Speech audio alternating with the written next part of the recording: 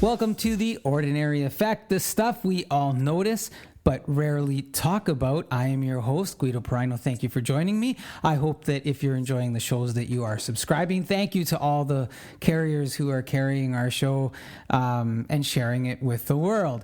So we're in that time of season, December, where we're going to dive into one of the month's greatest emotional roller coasters, and that is holiday eating.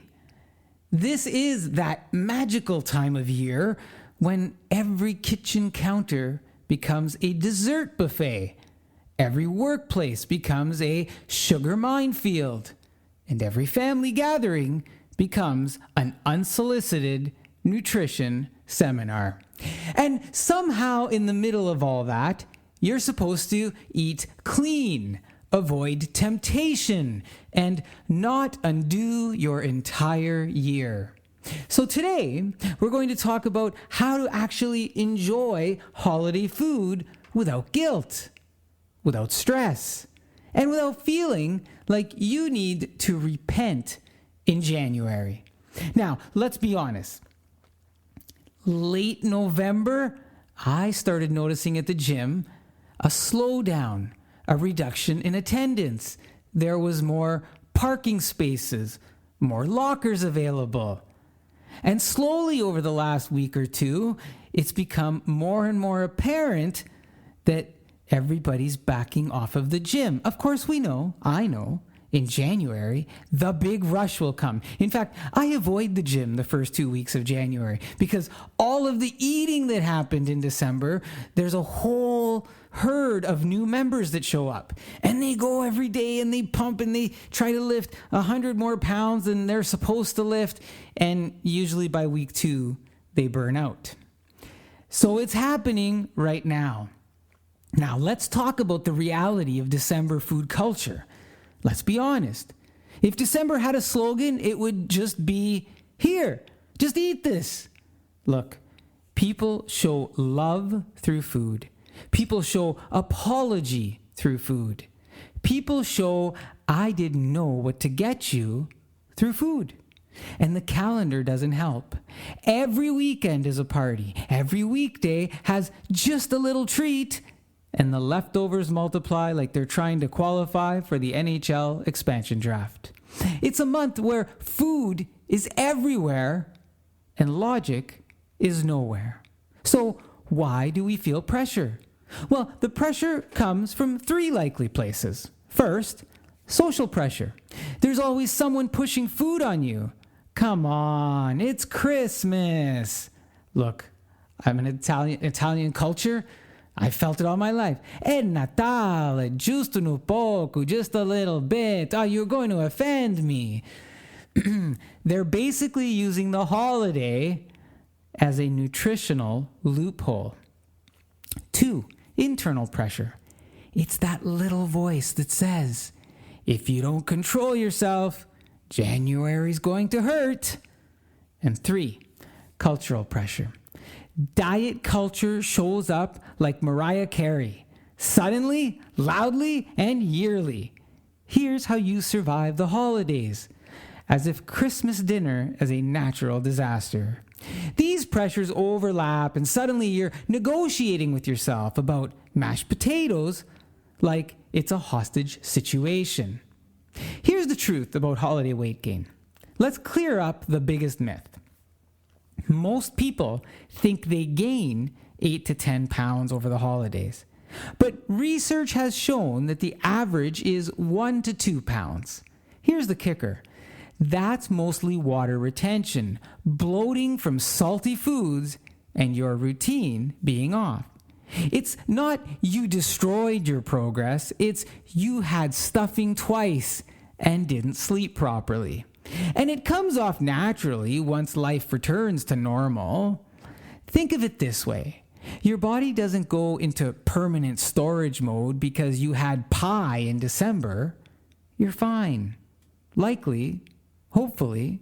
I mean, the guilt cycle and what possibly makes things worse. Here's what could cause trouble. Guilt, restrict, binge, guilt, repeat. That cycle That cycle is responsible for more overeating than at the actual holidays. Think about it. Guilt, restrict. Binge, guilt, repeat. When you tell yourself certain foods are bad, you crave them more. When you finally give in, you eat past the point of enjoyment. Then you feel guilty, and the cycle starts again. If guilt was a weight loss strategy, we'd all be Olympic athletes by January 1st. So what's the all or nothing mindset? Well, December triggers the I'll restart in January mentality. Remember what I said about the gym? The herd rolls in. The problem, that gives you permission to give up on yourself for an entire month. Don't give up on yourself for an entire month. It turns one cookie into a whole day ruined. It turns one holiday dinner into a weekend bender. And somehow you convince yourself that January will magically fix everything. It won't. January is not a fairy godmother. It's just another month. Balanced choices now make January easier, not miserable. So, what are some realistic strategies for enjoying holiday food? Let's shift to what actually works. Not perfection, reality, just real life. 1. Eat the foods you truly love. Look, don't waste energy on things that you don't even enjoy. If someone brings those stale grocery store cookies, you don't have to eat them. Do not feel obligated. It's a hard pass. Look, save the calories for something worth it. Like maybe your aunt's favorite tiramisu. It's all about balance and strategy, okay? Number 2, don't show up starving.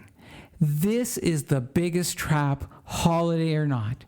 When you're starving, your brain shuts off and everything becomes irresistible. Eat something beforehand. A yogurt, a piece of fruit, a handful of nuts. Anything. But don't show up starving, okay? 3, build a normal plate first. Start with protein. It's going to fill you up. Start with protein, vegetables, and something carby that you might enjoy. Then add the holiday items around it, not instead of it. It's easy to go to the holiday treat first, okay? It is. Make that the last thing that you add to your plate. The next one is really important. Slow down. It actually changes everything. Half of overeating comes from eating too fast. Take breaks, okay? Sip water. I generally don't. I wait to the end, but it's okay. Sip water. Talk. Laugh. There is a reason we're around a supper table looking at each other, right? Enjoy the food. Enjoy the company. Notice your food instead of inhaling it. Chew it. Savor it. Enjoy it. Take your time, okay? Use the 3-bite rule for desserts. The first 3 bites give you 80% of the satisfaction. If you want more, go for it, but decide intentionally. I do this all the time with pecan pie, one of my favorite desserts. I could probably indulge in the entire pie, and then I'd go through one of the cycles that I talked to you about. But truly, I've reduced the amount, I follow the 3-bite rule, and then I am satisfied, especially if I'm enjoying it and savoring it. Lastly, and this is really important, give yourself permission to enjoy it. This is the one nobody talks about. When you eat with guilt, the experience is stressful. You're having your own mind fight.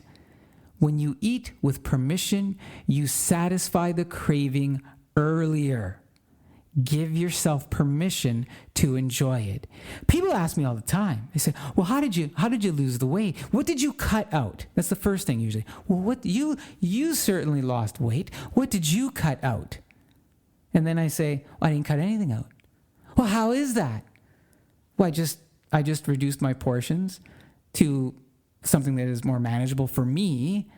And I still enjoy every food that I loved to eat before. I've slowed down. I've, just enjoyed the experience more. And all these things that I've just talked about. Now, the commentary people. Look, you know them. They're around. Every family has one. That's what I'm talking about. The person who comments on everyone's plate. Well, that's a lot of dessert. Wow, someone's going back for seconds, eh? Didn't you say you were watching carbs? What are they triggering? Are they triggering pleasure, enjoyment, support, satisfaction, or guilt? To that, you can say one sentence. I'm enjoying the holidays. I'm good. You don't owe anyone a health update or report on you. Look, why the connection is the real health benefit. The healthiest part of the holiday isn't the food. I'm going to tell you a secret that you know the answer to, but sometimes we forget. The healthiest part of the holidays is the people. Eating with people you care about improves your mood, it reduces your stress, and it boosts your immune system. Laughter literally lowers cortisol. You can eat perfectly but feel horrible. You can eat imperfectly and feel supported, joyful, connected. That emotional health matters more than the calories. And then resetting without the punishment. After Christmas, your body naturally wants to routine back. You don't need a cleanse. You don't need a detox. You don't need a 30-day punishment plan. Drink more water, return to normal meals, sleep properly, move a bit, but move, and you'll feel better in days, not weeks. So here's the real message. The holidays aren't a test you pass or fail. They're a season to enjoy, and you are allowed to enjoy it. Eat what you love, skip what you don't, listen to your body, and let go of the guilt. It's the heaviest thing on the table. Because the ordinary choices you make, the calm ones, the mindful ones, they add up. And sometimes the healthiest thing you can do is simply enjoy a cookie with zero apology. Thanks for listening to The Ordinary Effect. I hope you tune in, subscribe if you enjoy the show. Best of the holiday season to you.